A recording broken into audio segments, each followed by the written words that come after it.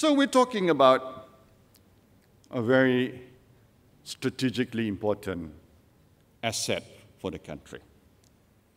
And of course, assets like this must be managed prudently and wisely. We know of many countries with 2, 3, or even more than that, size of reserves of Malaysia, but because of short-term political gains, have mismanaged the resources. In extreme cases, this has led to war, famine, and destruction.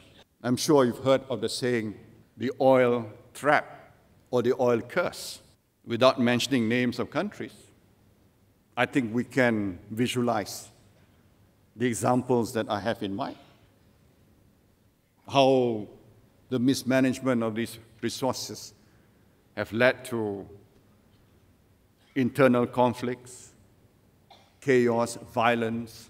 But fortunately in Malaysia, we have shown otherwise. We've managed to safeguard the sanctity of Petronas and what it stands for. At the same time, we're able to exploit the resources of Petronas, the oil and gas resources, in a way that has led to a rapid transformation of Malaysia. Oil and gas continues to be a key sector for us. We understand the oil and gas industry is highly complex in nature, highly technical in nature, and requires heavy capital expenditure and investment. And you must think of the long-term horizon, not only short-term expediency. It's very much like running the country as well. You cannot think of the next year or even the next 2 years. You've got to have the long-term perspective, a long-term horizon.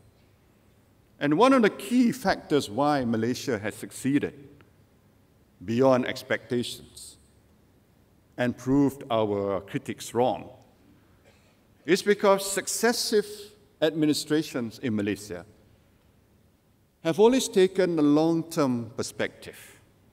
We've been able to plan on a basis of a 20-year plan, or minimally a 5-year plan. But even a 5-year plan is based on a long-term 20-year perspective. And we are now currently pursuing our long-term vision of becoming a fully developed nation, high-income nation by the year 2020. And I'm heartened that the results are beginning to show. For example, we have managed to achieve our GNI per capita in 2009 was 6,700 US, and now it's 9,700 US.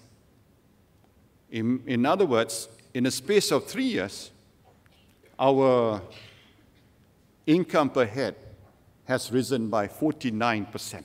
And we've done our research, no country in the world has achieved that kind of income per head increase as we have achieved in Malaysia.